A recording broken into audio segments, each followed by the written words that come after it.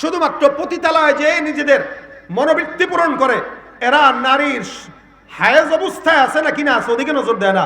ওর দরকার হইল সাময়িক বিনোদন। এই সাময়িক বিনোদনের জন্য যা মন চায় তাই করতে পারে। কিন্তু আল্লাহ পাক একটা নারীর মর্যাদা দিয়েছেন যে না, ওই সময় রাসূল সাল্লাল্লাহু আলাইহি ওয়াসাল্লামকে প্রশ্ন করা হলো হায়াজ সম্পর্কে, নবী বললেন না, এটা নোংরা সময়, এটা গান্দেগী, খবরদার এই সময় তোমরা নারীকে কষ্ট দিও না। ওই সময় তার এমনি পেটে ব্যথা থাকে, অসুস্থ থাকে, এরপরেও যদি কষ্ট দাও তার কষ্ট হবে। এই গন্ধের সময় তোমরা যাবে না। সে যখন পবিত্র হবে যেভাবে মন চায় সেভাবে যাও। ফাতু হারসাকুম আন্না শিতুম, যেভাবে মন চায় তোমরা ক্ষেতের চাষ যেভাবে করো, নারীদেরকেও তোমরা চাষ করো। ওই চাষাবাদ যদি পবিত্র হয় ফলন যেটা হবে ওটাও পবিত্র হবে। চাষাবাদ যদি নোংরা হয় ফলন যেটা হবে ওটা তসলিমা নাসরিনা তার চেলারা বের হবে।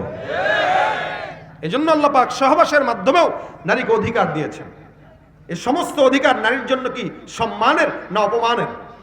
বলেন সম্মানের না অপমানের? অবশ্যই সম্মানের। শুধু তাই না, সমাজ বিনির্মাণেও নারীকে আল্লাহ পাক রব্বুল আলামিন মর্যাদা দিয়েছেন। ওই যে বললাম আমি, আল মুমিনুনা ওয়াল মুমিনাতু বা'দুহুম আউলিয়াউ বা'দ, একে অপরের সহায়ক, কেউ কাউকে ছাড়া বাঁচবে না। দ্বীনের পথেও নারীরা দাওয়াত দিবে, আবার পুরুষরাও দাওয়াত দিবে, প্রত্যেকেই একে অপরকে দাওয়াত দিবে। এটা নারী আর পুরুষের সহায়ক। নারীরা তাদের মতো কাজ করবে, পুরুষরা পুরুষের মতো কাজ করবে। নারীরা তাদের জায়গায় নারীদেরকে পর্দার সাথে দাওয়াত দিবে, পুরুষরা পুরুষের জায়গায় তাদের আরেকজনকে দাওয়াত দিবে, একে অপরের সহায়ক হবে।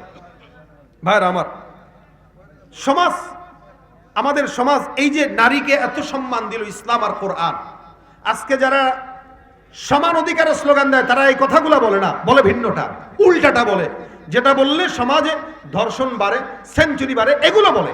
অথচ এই সমস্ত কোরআন সুন্নাহর বিন্দুমাত্র জ্ঞান তাদের নাই, না থাকার কারণে ওরা পশ্চিমা থেকে যেগুলো শিখে আসছে ওগুলোই আমাদের ভিতরে চাপিয়ে দিতে চায়। আল্লাহ আমাদেরকে হেফাজত করে, বলেন আমিন। আধুনিক সমাজ ব্যবস্থা আমরা বর্তমানে মাশাআল্লাহ নারায়ে তাকবীর, আল্লাহ পাক রব্বুল আলামিন আমাদের এই নারীবাদীদের থেকে আল্লাহ যেন এই সমাজকে হেফাজত করে, বলেন আমিন।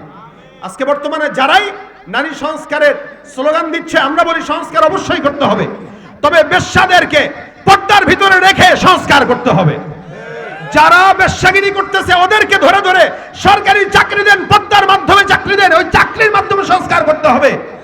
কিন্তু পর্দাশীল নারীদেরকে ধরে ধরে বেশ্যাগিরিতে ঢুকাবেন, এই সংস্কার বাংলার মুসলমান যতদিন সজাগ থাকবে ইনশাআল্লাহ মেনে নিবে না, নিতে পারে না।